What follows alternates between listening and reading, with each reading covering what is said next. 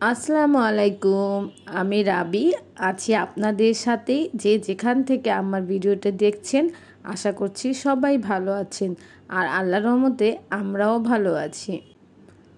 বাসার বাজার সদাই মোটামুটি রাত্রেই করা হয়। যখন আপনাদের ভাইয়া অফিস থেকে আসে তো আসার সময় যা যা লাগবে নিয়ে আসে। তো কাল রাতেও সেই কাজই করেছিল, একটা রুই মাছ নিয়ে আসছিল। তো প্রথমে আমি ডিমটাকে আলাদা করে নিলাম, কারণ ডিমটা ভেঙেও যেতে পারে। তো এরপর ভাবলাম যে মাছগুলো ভালো মতো গুছিয়ে নিই। কালকে রাতে আর কিছু করিনি, ওইভাবেই ফ্রিজে রেখে দিয়েছিলাম। তো আজকে সকালবেলায় বের করেছি, অনেক সকালে। এখন আমি আমার প্রয়োজন অনুযায়ী গুছিয়ে রাখবো। অনেক সময় দেখবেন যে ফ্রিজে মাছ মাংস রাখলে কয়েকদিন গেলে আর খেতে ভালো লাগে না, যেভাবেই রান্না করা হোক। কিন্তু যদি একটু সুন্দর করে গুছিয়ে পরিষ্কার করে রাখা যায়, তাহলে দেখবেন যে খেতে একদম নতুনের মতোই স্বাদ লাগছে। কারণ সবসময় আমি এরকম করে গুছিয়ে রাখি, আর আমার কাছেও যখন মনে হয় আমি রান্না করি একদম ফ্রেশ টাটকাই মনে হয়। আর এরকমভাবে সুন্দর করে যদি একটু গুছিয়েও রাখা যায়, তাহলে দেখা যায় কি 1-2 মাস যদি হয়েও যায়, তারপরও মাছ থেকে কোনো ব্যাড স্মেল আসে না, খেতেও ভালো লাগে। আর যারা নতুন আছেন তাদেরকেই একটুখানি উপকারে আসার জন্যই ভিডিওটি করা, যে কিভাবে মাছ রাখলে অনেক দিন খাওয়া যায়। আর যেহেতু আমাদের সংসারটাও অনেক ছোট, তো দেখা যায় এরকম একটা বড় রুই মাছ অনেক দিন যায়। মাছগুলো ধুয়ে ধুয়ে আমি ট্রেতে রেখে দিয়েছিলাম, তো ট্রে থেকে একটু পানি ঝরে গিয়েছিল।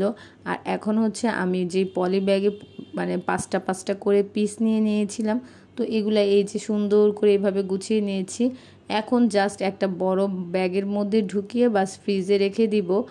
আর এছাড়া আমি আজকের জন্য 4টা মাছ নিয়েছি রান্না করব দেখে। আর এখন আমি মাছ ধোয়ার পরে সিঙ্কটা পরিষ্কার করে নিব, কারণ যেহেতু এখানে মাছ পরিষ্কার করেছি, তো দেখা যাবে যদি আমি না ধুই সাবান দিয়ে, তাহলে একটু ব্যাড স্মেল আসে যখন সিঙ্কের সামনে আসি, বা একটু দূর থেকেও আসে। তো আমি সবসময় এরকমটা করি, মাছ মাংস যাই পরিষ্কার করি তারপর একটুখানি ডিটারজেন্ট দিয়ে এভাবে ধুয়ে ফেলি, তো আর মাছিও আসে না আর গন্ধটাও হয় না। আমি যেভাবে মাছ গুছালাম, আমি সেভাবে মুরগিও গুছিয়ে রাখি। কারণ দেখা যায় হুটহাট যদি মেহমানও আসে, তো একটা পলি ধরে নামালেই হয়ে যায়, কাজটাও খুব সহজ হয়ে যায়। আমার মতো পলি ব্যাগেও রাখতে পারেন, আবার বক্স করেও রাখতে পারেন, দুইভাবেই রাখা যায়। তবে অবশ্যই খেয়াল রাখতে হবে কাজে ঝরিয়ে নিতে হবে। এতক্ষণ পর্যন্ত ধৈর্য সহকারে যারাই আমার সাথে আছেন, তাদের যদি ভিডিওটির কোনো অংশ একটুও ভালো লেগে যায়, তাহলে অবশ্যই সাবস্ক্রাইব করে দিবেন আর একটি লাইক দিয়ে আমার পাশেই থাকবেন। আর অলরেডি যারা এই কাজটি করে ফেলেছেন তাদেরকে অনেক ধন্যবাদ। তারপরে আমি চলে আসছিলাম একটা পুর বানাবো, যে কোনো কিছু দিয়ে যাতে খাওয়া যায়, বা আদিয়ানের টিফিনের জন্য যাতে সহজ হয়। আসলে আদিয়ানের টিফিনের জন্য অনেক কিছুই করতে হয়, কারণ যাতে ও হেলদি খাবারটাও পায় আর ওরও পেট ভরে, আর নয়তো বলতে থাকবে মা ক্ষুধা লাগছে। এজন্যই ওর টিফিনের ব্যবস্থা করে রাখি, একটা শেষ হওয়ার সাথে সাথে আরেকটা। আমি আজকে 2টা টোনা ফিশের ক্যান নিয়েছি। একটা একদম ঝাল ছিল নাগা টোনা, আর একটা নর্মাল টোনা ফিশই ছিল। তো প্রথমে আমি এগুলা পানি ঝরিয়ে নিচ্ছিলাম, তাই একটা স্ট্রেনারে দিয়ে এভাবে রেখে দিয়েছি বাটির উপরে। তো টোনা ফিশের ক্যানের মধ্যে অনেক পানি থাকে, তো ওগুলা ঝরে যাবে। তো পাশেই গাজরটা গ্রেট করে নিলাম। তো এমন একটা পুর বানাবো যেটা পিৎজা বা স্যান্ডউইচ মানে যে কোনো কিছুর ভিতর দিয়ে খাওয়া যাবে, আপনি যেভাবে চান। তো এখন একটু তেল দিয়ে দিচ্ছিলাম, কারণ সকালবেলা দেখা যায় যে টিফিনের জন্য খুব তাড়াহুড়ো লাগে। তো এরকম একটা পুর বানানো থাকলে বা স্টাফিং বানানো থাকলে নাস্তা সব কিছুই খুব সহজেই হয়ে যায়। তো আমি পেঁয়াজ গাজর এগুলো সব দিয়ে দিচ্ছিলাম, মানে যা যা লাগে। আপনারা চাইলে আপনাদের মন মতো ইনগ্রেডিয়েন্টস অ্যাড করতে পারবেন। এরপর একটু ক্যাপসিকাম দিয়ে দিলাম, আমি ক্যাপসিকামও কেটে রাখি, কারণ প্রায় সময় পিৎজা খেতে চায় এই কারণে। আর এখন একটু সয়া সস, তারপরে গোলমরিচের গুঁড়ো এগুলোও দিয়ে দিব, আর সাথে একটু চিলি ফ্লেক্সও দিব। আর এই তো এখন দিলাম টমেটো সস আর অরিগ্যানোও দিয়ে দিয়েছিলাম। আমার মনে হয়েছে আর একটু সয়া সস লাগবে, তাই দিয়ে দিলাম। তো এগুলো সব দেওয়ার পরে এই যে টোনা ফিশটা যেটা আমি ঝরিয়ে রেখেছিলাম, তো এটাও ঢেলে দিলাম। তো এই তো মোটামুটি এখন বানানো শেষ। একটু নাড়াচাড়া দিব আর একটু গোলমরিচের গুঁড়া দিব। দেওয়ার পরে এত সুন্দর স্মেল আসছিল এটা থেকে, মানে বলার বাইরে। আমিও চিন্তা করিনি যে এত মজা হবে, এত সুন্দর স্মেল বের হচ্ছিল। আপনারাও যখন কিনবেন টোনা, তো অবশ্যই হচ্ছে একটা নাগা ক্যান কিনবেন আর একটা নর্মাল। আমি আসলে এভাবে কখনো রান্না করে দেইনি আদিয়ানকে। আমি সব সময় পানি ঝরিয়ে রাখতাম যে ওভাবে নিয়েই হয়তো স্যান্ডউইচের ভিতর বা পিৎজার ভিতর দিয়ে দিতাম। কিন্তু আজকে ভাবলাম যে একটু অন্যরকম করি, একটু রান্নার মতো করে নিই। তো আসলে অনেক মজা হয়েছিল।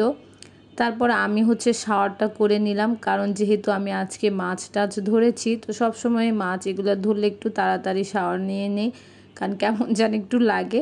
তো শাওয়ার নেওয়ার পরে আমি হচ্ছে বারান্দায় যেসব কাপড় ছিল ভাবলাম এগুলো একটু গুছিয়ে ফেলি। আর আজকে হচ্ছে কালকের কিছু খাবার ছিল, তো দুপুরে মানে খাওয়া দাওয়ার এত তাড়াহুড়া ছিল না, তো ভাবলাম ওগুলাই খাবো। কালকের খাবারগুলো আর একটু আস্তে আস্তেই রান্না করি। আর এই তো এখানে কাপড়গুলো ভাঁজ করে নিচ্ছিলাম। আসলে একটার পর একটা সুন্দর করে না কাজ করলে সংসারের মানে সব কিছু খুব তাড়াতাড়িও হয়, বাসাটাও সুন্দর মতো গুছানো থাকে আর সময়ও অনেক পাওয়া যায়। তো আমি সবসময় এর জন্য টাইম টু টাইম কাজ করারই চেষ্টা করি। আর এই তো আজকে কি রান্না করব এগুলো একবারে গুছিয়ে নিয়েছিলাম। করতে চায়। তো ও এখন কি বানাচ্ছে? আনাইজা তুমি কি বানাচ্ছো? French toast. ও ফ্রেঞ্চ টোস্ট নাকি বানাচ্ছে, দেখি। ওয়াও, তোমার টোস্টটা তো সুন্দর হচ্ছে। সারাদিন আমার সাথে বসে বসে এগুলাই করতে চায়, আমার পিছন পিছনে ঘুরে। হ্যাঁ, এই যে দেখছেন আবার নাড়া দেয়। আমি দুপুরে খেয়ে একটু রেস্ট নিয়েছিলাম, তাই এখন রান্না করতে আসছি। আর আনাজার এই কারণে ক্ষুধা লেগে গেছে। দেখেন মাশাআল্লাহ, মেয়েটা আমার অনেক কাজ শিখে গেছে। আমার সাথে থাকতে থাকতে এগুলা করতে চায় অনেক। দেখেন আনাইজা কি সুন্দর করে উঠাইলো। আমি যখন ভয়েস ওভার দিই ও কিন্তু আমার আশেপাশেই থাকে, ঘোরাঘুরি করে আর আমাকে দেখে। আর এই তো আমি হচ্ছে রান্না বসিয়ে দিলাম। তো আজকে আমার একটা লাইট ডিস্টার্ব করতেছিল, তো এই কারণে একটু অন্ধকার হয়ে আছে। তো আশা করছি আপনারা একটু ইগনোর করবেন। আর আমার না এরকম ওয়ার্ম লাইটই ভালো লাগে রান্না বান্না করতে। আর যখন হুডটা চালু করি তো ওইখান থেকেও আসলে আলো আসে, তো দেখা যায় লাইট জ্বলে দুইটা। তো কড়াইগুলোর মধ্যে কিন্তু আলোই থাকে, অত অন্ধকার ফিলও হয় না। তো যে কারণে আমি হচ্ছে মানে এরকমই রাখি, আমার ভালো লাগে। তো এই তো এইখানে রুই মাছগুলো ভাজতে দিয়ে দিয়েছিলাম। আর আমি সবসময় চেষ্টা করি যে যখনই আপনাদের ভাইয়া নতুন মাছ বা মুরগি কিছু নিয়ে আসবে একটু মানে ওই দিনই খাওয়িয়ে দিতে, কারণ কেন জানি মনে হয় যে এটা আমি আমার শাশুড়ির কাছ থেকে শিখেছি যে ও আজকে এনেছে, আজকে একবার টাটকা টাটকা রান্না করি এরকম। আর এখানে হচ্ছে আমার মাছের ডিমটাও রান্না করা শেষ। তো এভাবে আমার হাজব্যান্ড খুবই পছন্দ করে ডিম রান্না, তো এর জন্য ওর জন্যই করি। আর এখানে হচ্ছে আলু টমেটো দিয়ে রুই মাছের ঝোলটাও বসিয়ে দিয়েছি। একবার একটা পাতলা ঝোল হবে, কারণ এই গরমে কিন্তু এই ধরনের ঝোল খাওয়া অনেক ভালো শরীরের জন্য।